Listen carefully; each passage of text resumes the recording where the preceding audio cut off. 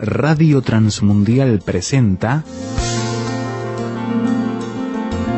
Los Grandes Temas. Un tiempo donde el pastor Salvador de Lutri nos lleva a pensar en la problemática más profunda del ser humano. Los Grandes Temas. Vamos a continuar en este día con las reflexiones que venimos teniendo sobre el libro de Eclesiastés. Cuando comenzamos el libro de Eclesiastés dijimos que era un libro duro, difícil y que casi siempre se lo eludía por la forma en que trata ciertos temas. Pero creo que hasta ahora nadie se ha asustado de todo esto, porque tiene una clave que fue la que lanzamos el primer día y que hoy vamos a volver a repetir para poder entender qué es lo que dice el libro de Eclesiastés. Así que vamos a leer el capítulo 5 de Eclesiastés, desde el versículo 1. Dice: cuando fueres a la casa de Dios, guarda tu pie y acércate más para oír que para ofrecer el sacrificio de los necios, porque no saben que hacen mal. No te des prisa con tu boca, ni tu corazón se apresure a proferir palabra delante de Dios, porque Dios está en el cielo y tú sobre la tierra. Por tanto, sean pocas tus palabras, porque de la mucha ocupación viene el sueño, y de la multitud de las palabras la voz del necio. Cuando a Dios haces promesas, no tardes en cumplirla, porque Él no se complace en los insensatos. Cumple lo que prometes. Mejor es que no prometas y no que prometas y no cumplas. No dejes que tu boca te haga pecar, ni digas delante del ángel que fue ignorancia. ¿Por qué harás que Dios se enoje a causa de tu voz y que destruya la obra de tus manos? Donde abundan los sueños, también abundan las vanidades y las muchas palabras, mas tú teme a Dios. Si opresión de pobre y perversión de derecho y de justicia vieres en la provincia, no te maravilles de ellos, porque sobre el alto vigila otro más alto, y uno más alto está sobre ellos. Además, el provecho de la tierra es para todos, y el rey mismo está sujeto a los campos. El que ama el dinero no se saciará de dinero, y el que ama el mucho tener no sacará fruto. También esto es vanidad. Cuando aumentan los bienes, también aumentan los que los consumen. Qué bien pues tendrá su dueño sino verlos con sus ojos. Pero dulce es el sueño del trabajador, coma mucho, coma poco, pero al rico no le deja dormir la abundancia. Hay un mal doloroso que he visto debajo del sol, las riquezas guardadas por sus dueños para su mal, las cuales se pierden en malas ocupaciones, y a los hijos que engendraron, y nada les queda en la mano. Como salió del vientre de su madre, desnudo, así vuelve, yéndose tal como vino, y nada tiene de su trabajo para llevar en su mano. Este también es un gran mal, que como vino así haya de volver. ¿Y de qué le aprovechó trabajar en vano? Además de esto, todos los días de su vida comerá en tinieblas, con mucho afán y dolor y miseria. Hasta aquí nada más. Vamos a dejar los dos versículos para finales para el domingo que viene. Por supuesto que el libro de Eclesiastés es un libro para reflexionarlo con mucho más tiempo, pero no podemos pasar todo el año reflexionando sobre esto. Por lo tanto, estamos marcando las cosas fundamentales. Y una de las cosas es recordar siempre, cuando se lee el libro de Eclesiastés, cuál es el planteo fundamental que hace Salomón. Estamos ante un discurso completo. Nosotros lo leemos en pedacitos, pero es un discurso completo. Para saber cuál es el resultado del discurso hay que leer hasta el final. Yo voy anticipando algunas de las cosas del final, pero la clave de Eclesiastés es esta. Salomón coloca una línea divisoria. Esa línea divisoria marca lo que está arriba, Dios y el mundo espiritual, y abajo el hombre y el mundo material. Es decir, él coloca esa división y entonces se decide a preguntarse, vamos a suponer que sacamos la parte de arriba y que nos quedamos solamente con la parte de abajo. ¿Qué puede esperar el hombre si mira solamente abajo? ¿Qué puede esperar el hombre como sentido de la vida si no mira lo que está arriba, lo que está más allá del sol. Y entonces nos planteó hasta ahora una cantidad de problemas que lo fue desarrollando lentamente y que son los que hemos visto hasta hoy, porque acá se produce un quiebre en el discurso para entrar a una parte más personal y mirar un poco para arriba. Ahora, ¿cuáles son los problemas que él planteó? Él dice, el primer problema que tiene el hombre es el tiempo. Es el tiempo. ¿Por qué? Porque estamos en el tiempo y el tiempo queremos manejarlo, pero el tiempo nunca se detiene. Es decir, el tiempo siempre va marchando y yo no lo puedo detener. Y hoy nosotros vivimos en una sociedad que quiere detener el tiempo. La gente quiere ser joven siempre y no podemos ser jóvenes siempre, ¿no? Es la lucha contra el tiempo, es una lucha perdida. Quiere decir que ese es uno de los problemas que tenemos. El otro problema, que justamente viene unido al del tiempo, es el problema de la muerte. La muerte que nos está esperando a todos. Quiere decir que cuando yo miro por abajo, digo, el problema que tengo es el tiempo, el problema que tengo es la muerte que me está esperando. Queremos ser eternos, pero no somos eternos, somos temporales. El tercer problema que nos planteó es el tema de la justicia. Siempre hablamos de justicia y queremos justicia, pero la justicia siempre se corrompe. Es decir, hay un baño de realismo en Salomón tremendo que nos saca de los falsos idealismos, ¿no? Nos está diciendo que hace 3000 años atrás, que cuando se escribe este libro, pasa lo mismo que pasa hoy en todo el mundo, que todo el mundo habla de justicia, pero la justicia siempre termina corrompiéndose. La corrupción va siempre unida al tema de la justicia en todas partes y en todas las épocas, y en todos los sistemas de gobierno, porque acá estamos hablando de un reinado, podríamos hablar de un imperio, podemos hablar de una democracia, pero siempre llegamos a lo mismo, que la justicia se corrompe. El otro problema, que es una proclama permanente, es el problema de la igualdad, ¿no? Todos somos iguales ante la ley, igualdad de oportunidades, igualdad de beneficios, pero la igualdad nunca se alcanza. Siempre hay pobres, hay ricos, siempre hay siempre quienes tienen más posibilidades que quienes tienen menos. Es decir, me está diciendo, mire con realismo para abajo, la sociedad es así, la vida es así. Y la última cosa que planteó es el tema de la solidaridad. La solidaridad es también otro de los versos que siempre tenemos, que hay que ser solidario, que hay que ayudar y todo lo demás, pero siempre choca contra el egoísmo. En última instancia, como dijo Jesús, a los pobres siempre los van a tener con ustedes. Es decir, por más que esfuerzos que hagan, lo que el hombre es, produce que esto sea permanente.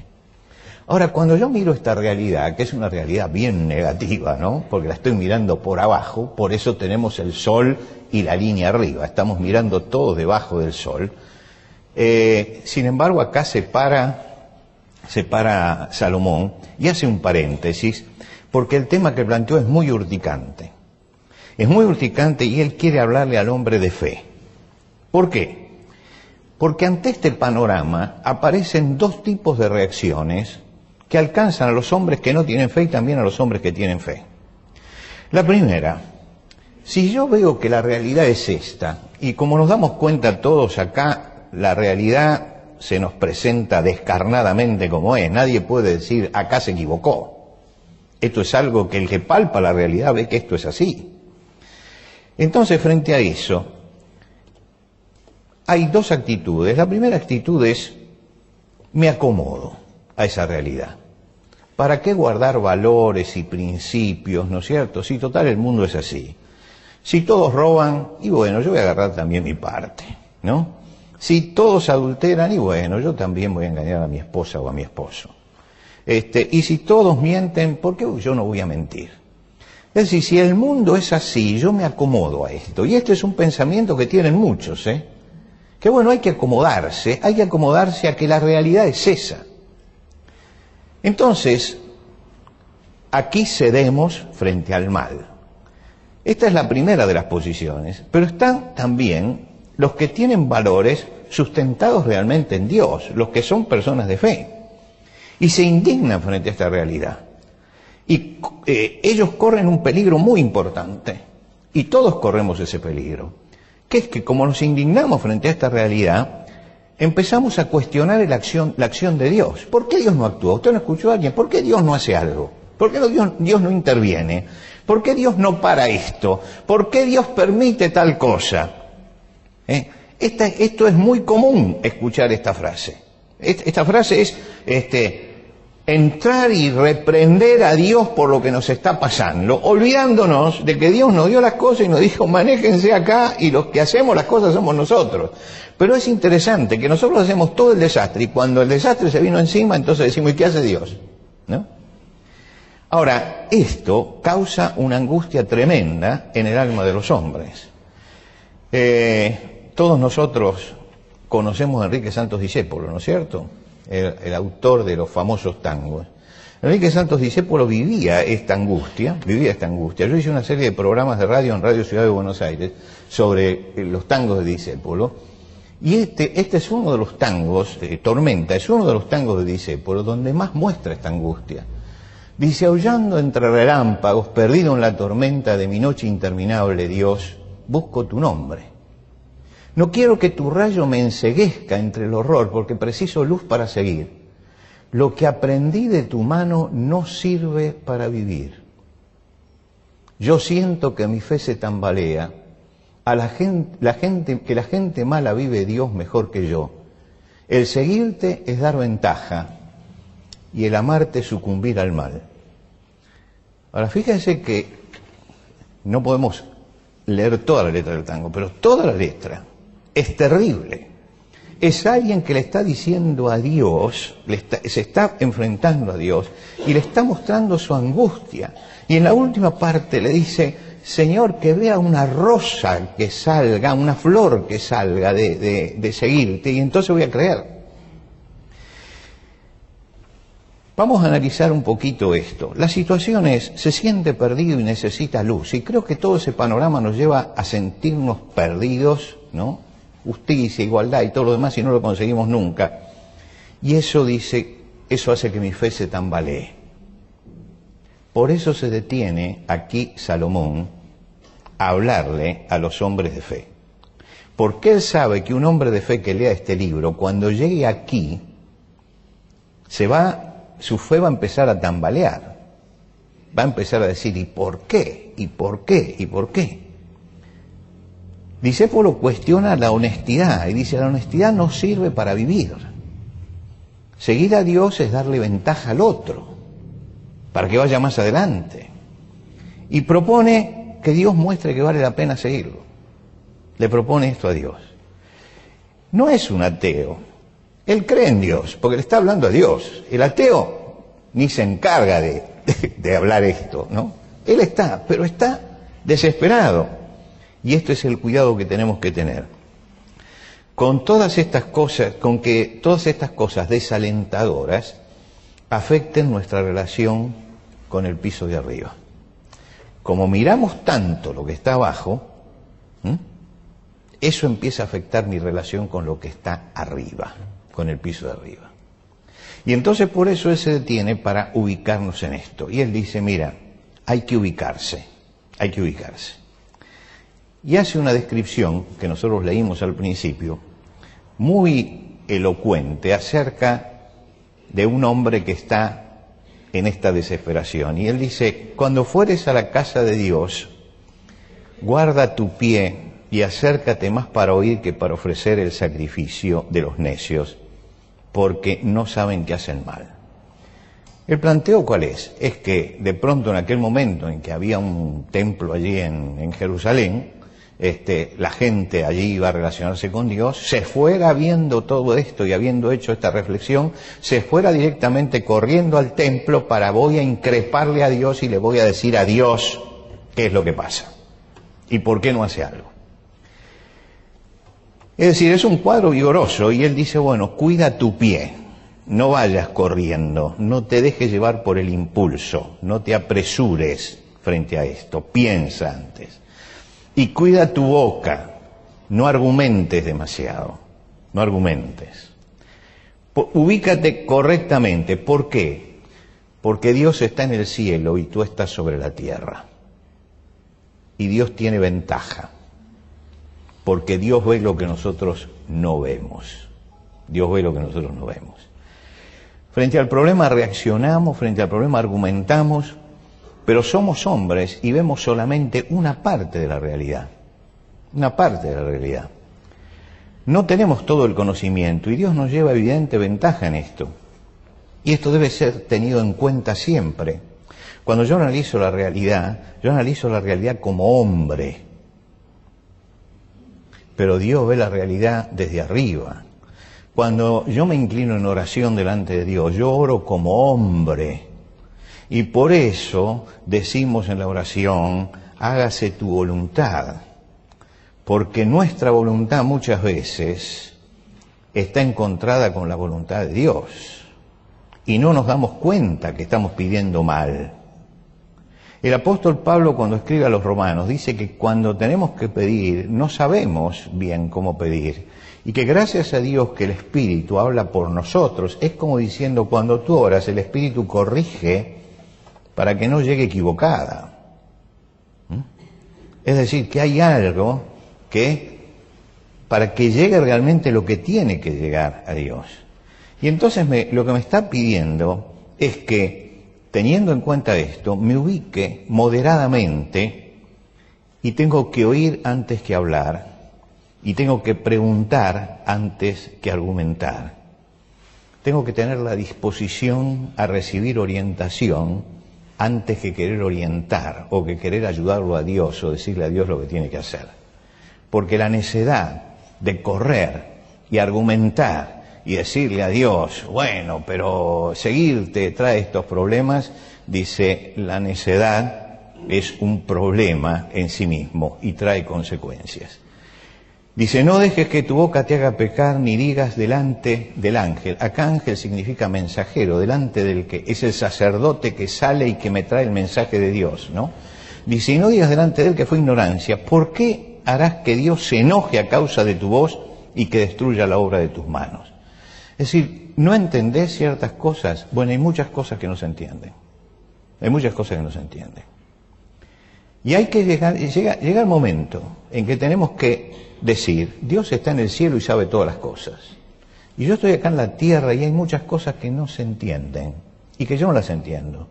Un día el Señor le dijo a los discípulos, lo que yo hago, se lo dijo a Pedro, lo que yo hago no lo vas a entender ahora, lo vas a entender después. Y Pedro le discutía el lavamiento de pies. Y Jesús le dice, mira, esto no lo vas a entender ahora. Hay cosas que no las vamos a entender ahora. Y a medida que vayamos madurando en nuestra vida espiritual, a medida que vamos madurando, nos vamos dando cuenta que uno tiene que guardar mucho silencio delante de Dios. Mucho silencio y no entender ciertas cosas. El otro día, Juan Pablo me hizo acordar públicamente de algo que pasó entre nosotros hace muchos años. Yo calculaba que hace más de 40 y tantos años, ¿no? Eso que pasó. Estábamos en pleno gobierno militar. Y la gran aspiración mía era poder ir y recorrer Israel. Y me llama una agencia de viajes y me dice, ¿se anima a guiar a un tour en Israel? Y le digo, sí. Dice, son amigos, ¿no? La agencia es amiga. Entonces me dice, bueno, ¿y qué quiere para hacer esto? Digo, mire, únicamente un pasaje, el pasaje mío y el pasaje de mi esposa, porque vamos con Celia juntos. Y me dice, perfecto, ya lo tiene. Ya, entonces tal día salen en viaje a Israel. Voy a retirar el pasaporte. Renovamos el pasaporte. Y cuando terminamos de renovar el pasaporte, nos dicen, bueno, venga dentro de 2 días y lo recibe. Voy a los 2 días y no está. 4 días y no está. Y siempre venga mañana. 3 meses, 4 meses. Y llegaba el tour. Y el tour se fue. Se fue. Y yo me quedé aquí, buscando el pasaporte. Y me encuentro Juan Pablo, que sabía el anhelo, que sabía todo esto, me viene a ver y me dice, ¿cómo te sentís? Y digo, ¿cómo querés que me sienta? ¿Y cuál es tu relación con el Señor en este momento? Le digo, mirá, ni yo le hablo a Él, ni Él me habla a mí.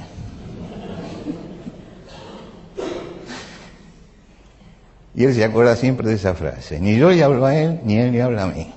Es decir, estábamos como mirándonos. Y yo no me animaba a decir, Señor, ¿por qué hiciste esto? Pero él también estaba expectante a ver qué decía yo. Y estábamos ahí, mirándonos. No nos hablábamos, estábamos de frente, pero mirándonos. Bueno, después descubrimos que por causas que no sabemos cuáles fueron, aunque intuimos, habíamos sido, estábamos registrados en la Facultad de Filosofía y Letras y éramos sospechosos, de hecho, por eso. Pero nosotros no teníamos ninguna militancia más que la militancia cristiana, pero ahí nos dejaron. Y finalmente, yo nunca quiero tocar a nadie para hacer nada, pero esa vez tuve que hablarle a una persona, a ver si esa persona podía averiguarme qué pasaba. Y esa persona me dijo, sí, dice, están retenidos, pero no hay problema, acá están. Y me los trajo. Y yo dije, ¿por qué no fui antes a hablar con esta persona? ¿Por qué quise hacer las cosas tan bien y me pasó esto? Y entonces estábamos allí parados, Dios y yo mirándonos, y ninguno se animaba a hablar. Pero después de un tiempo, un día llegó a la radio, me acuerdo, y estaban anunciando un tour a Israel, nuevamente. Y el locutor dice, guía para este tour Salvador de Lutri. Y yo dije, ¿qué? Y Juan Pablo dice, me olvidé de decirte. Dice, hicieron otro tour y vas vos ahora. Y yo dije, bueno, fue un aprendizaje de Dios en ese momento. Fue un aprendizaje de que no todo se da como uno quiere. Y que Dios lo tenía preparado. Y resulta que el primer tour tuvo problemas. Y el segundo no los tuvo. No los tuvo. Lo que quiere decir que Dios, como dice un viejo proverbio, los molinos de Dios muelen lento, pero muelen bien. Y uno tiene que aprender que los molinos de Dios muelen lento, pero muelen bien. Y desde ese día yo aprendí a que no hay que preguntar. Hay cosas que se entienden y hay cosas que no se entienden. Y uno escucha, cada vez que hay algo que no entiendo, me acuerdo de la frase de Jesús a Pedro, lo que yo hago no lo vas a entender ahora, lo vas a entender después, lo vas a entender después. Y es esto lo que está diciendo Salomón en esta parte de Eclesiastés. No te apresures, no hables, pensá que muchas cosas las vas a entender después. Pero si te preocupa el problema de la justicia, te voy a decir algo. Y Salomón hace un desarrollo del pensamiento. La justicia tiene varias instancias. Si en la provincia ves que hay problema, hay alguien que está por encima de la provincia. Hay otro tribunal. Vieron que nosotros tenemos instancias, primer tribunal, segundo tribunal, tercer tribunal, ¿no? Que la Cámara, que la Casación, que todas estas palabras tan extrañas para los legos, ¿no? Y él dice, hay varias instancias, pero recuerda que por el que está más alto hay otro que está todavía más alto. Y recuerda que el rey, que es el que está por encima de todo, depende de los campos, de que Dios le mande la lluvia, porque si no hay miseria debajo. Así que recuerda esto, sobre el más alto hay otro que está más arriba. Y no creamos que hay cosas independientes abajo, hasta el más poderoso depende de que Dios le mande la lluvia. Y en cuanto al que se enriquece y la vanidad, si te preocupa todo esto, el problema de la solidaridad, si te preocupa esto, pensá esto, el que tiene lo suficiente se va a dormir y duerme tranquilo. El que tiene mucho no lo deja dormir su riqueza, no lo deja dormir su riqueza. Los griegos tenían una historia, la historia del rey Midas. El rey Midas un día tomó como prisionero a un sátiro que se llamaba Sileno. Y los sátiros tenían poder. Y lo mandó al sátiro a que fuera a Dionisio, que era el que tenía sumo poder, el sátiro había sido el tutor de Dionisio, y le dijo: te suelto, pero tenés que ir a Dionisio y me tienen que conceder un deseo. Y el sátiro dijo: ¿cuál es el deseo? Pero me dice: me lo tiene que conceder. Dionisio tiene que hacer que todo lo que yo toque se convierta en oro. Y dice que Dionisio le dijo: es verdad, todo lo que toques se va a convertir en oro. Y entonces fue a agarrar una manzana para comer y se convirtió en oro. Agarró un pan y se convirtió en oro. Y resulta que no podía comer porque todo lo que tocaba se convertía en oro. ¿Y qué enseñaban con esto los griegos? Estaban en contra de la codicia, y ellos decían: los bienes materiales no pueden ser la finalidad del hombre, porque te termina destruyendo. El rey Midas termina destruyéndose a sí mismo. No podía ni siquiera comer, porque todo era oro. Jesús dijo: la vida del hombre no consiste en la abundancia de bienes que posee, no consiste en eso. El hombre de Dios mira más allá del sol, más allá del sol. Si Dios nos da algo, demos gracias a Dios y honremos al dueño de todo. Gocemos lo que Dios nos da. Si Dios te da algo, gozalo sin culpa. Sin culpa. Si el Señor te lo dio, disfrutalo porque el Señor te lo dio. Agradecele a Dios y gozalo. Y compartimos con el prójimo necesitado, porque nos acordamos también de los que no tienen, sin mirar lo que hacen los demás. Si el otro no es solidario, pues mi deber es ser solidario. No espero retribución. El Señor me puso para eso. Y el Señor nos va a dar el gozo del servicio y la paz del servicio en nuestros corazones. Y esperemos el momento en que el Señor pondrá todas las cosas en su lugar. El profeta Isaías habla del reino del Señor Jesucristo sobre la tierra. Y él dice: Él no juzgará solo por las apariencias, ni dará su sentencia fundándose en rumores. Juzgará con justicia a los débiles y defenderá el derecho de los pobres. Sus palabras serán como una vara para castigar al violento, y con el soplo de su boca hará morir al malvado. Siempre irá revestido de justicia y de verdad. Y esto es lo que nosotros esperamos. En el mundo vamos a tener lucha siempre, porque nunca vamos a tener la justicia que esperamos, ni la solidaridad que esperamos. Pero esperamos en el Señor, y el Señor sí va a establecer la justicia sobre la tierra. Y en verdad va a haber igualdad y solidaridad. Y por eso, mientras que estamos acá abajo, luchamos por la justicia, porque somos cristianos comprometidos con Dios, y Dios es el Dios de la justicia. Luchamos por la verdad, nos levantamos contra la mentira, hablamos contra todas estas cosas, pero nadie crea que por la lucha humana se va a dar vuelta las cosas y el mundo va a ser perfecto. El mundo va a seguir siendo lo que el mundo es. Lo que necesitamos es que nuestra fe no falle y que hagamos esta peregrinación en la tierra, mirando aquello que nos espera en la eternidad y mirando al Dios de toda justicia. Señor, te damos gracias porque has estado con nosotros. Te damos gracias porque hemos podido recordar el sacrificio de Cristo, que Cristo fue muerto por nuestros pecados.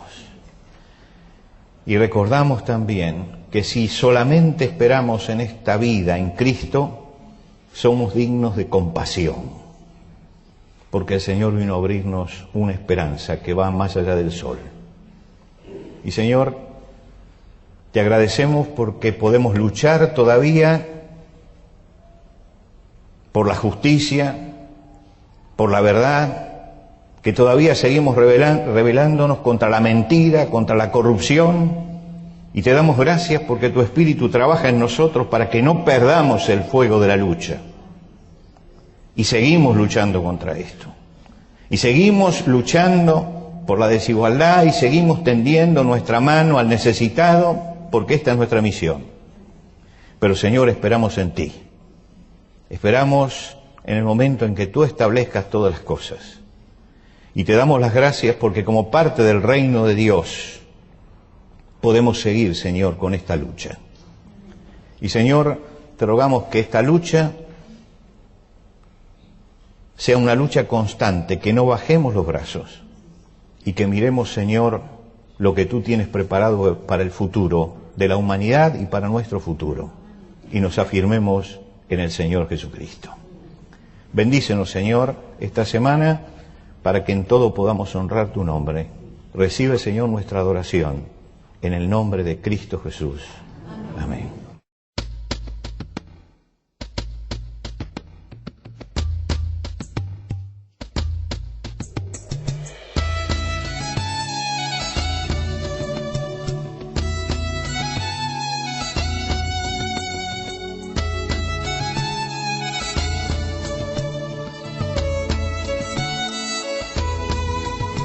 Antes de finalizar los grandes temas del día de hoy, les queremos dar los canales de comunicación donde usted puede entrar en contacto con el pastor Salvador de Lutri. Por carta, hágalo a Los Grandes Temas, casilla de correo 5051, Montevideo, Uruguay. Los Grandes Temas, casilla de correo 5051, Montevideo, Uruguay. Y el correo electrónico losgrandestemas@transmundial.org. losgrandestemas@transmundial.org. Nos encantaría escuchar de usted, saber cuáles son sus comentarios, preguntas, reacciones e inquietudes sobre el tema de hoy. Por ahora nos despedimos hasta otro espacio de Los Grandes Temas, una producción de Radio Transmundial.